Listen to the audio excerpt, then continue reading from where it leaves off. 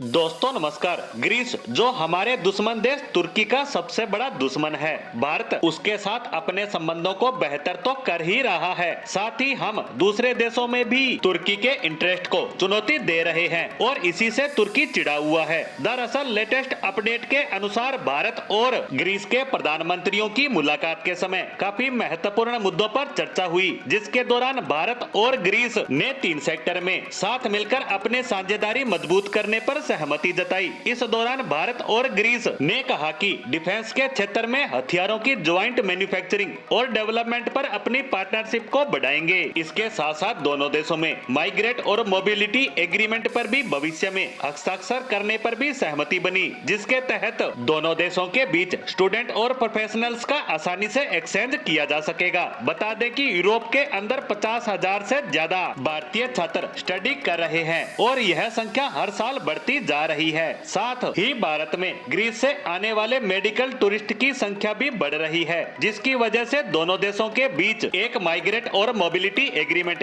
काफी लाभदायक साबित होगा। इसके साथ साथ भारत और ग्रीस के बीच आतंकवाद पर साथ मिलकर काउंटर करने पर भी सहमति बनी, जिसके तहत भारत को पाकिस्तान के खिलाफ समर्थन हासिल होगा। इन सब से आप समझ गए होंगे कि भारत और ग्रीस अपने संबंधों को किस स्तर पर ले जा रहे हैं और इन्हीं सब से तुर्की बिल्कुल भी खुश नहीं है, क्योंकि भारत न सिर्फ अपने डिप्लोमेटिक रिलेशन बेहतर कर रहा है, बल्कि भारत उसे शक्तिशाली हथियार सप्लाई करने पर भी विचार कर रहा है। यहाँ तक कि ब्रह्मोस मिसाइल को लेकर भी संभावनाएं जताई जा रही है। इसके साथ साथ आर्मेनिया, जो कि तुर्की का दुश्मन देश है, वह भी ब्रह्मोस में काफी इंटरेस्ट दिखा चुका है। ऐसे में अगर भारत तुर्की को काउंटर करने के लिए ग्रीस को ब्रह्मोस देता है तो तुर्की के लिए ये अब तक का सबसे बड़ा खतरा होगा। बता दें कि तुर्की पाकिस्तान और अजरबैजान का खुला समर्थन करता है। इसके अलावा वह कश्मीर के मुद्दे पर भी दखल अंदाजी करके भारत से दुश्मनी मोल ले चुका है। यहाँ तक कि वह संयुक्त राष्ट्र में भी कश्मीर के मुद्दे को उठाकर पाकिस्तान का खुला समर्थन करता है।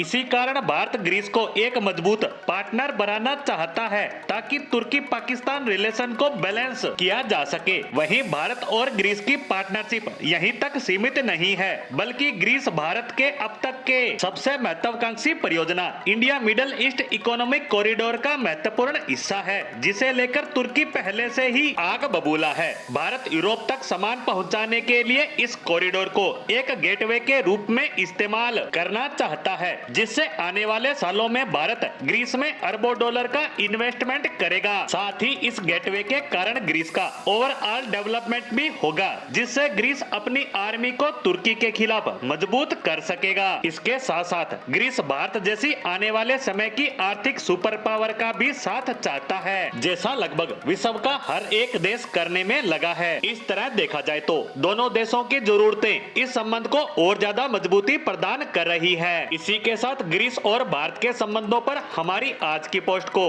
यहीं विराम देते हैं। धन्यवाद।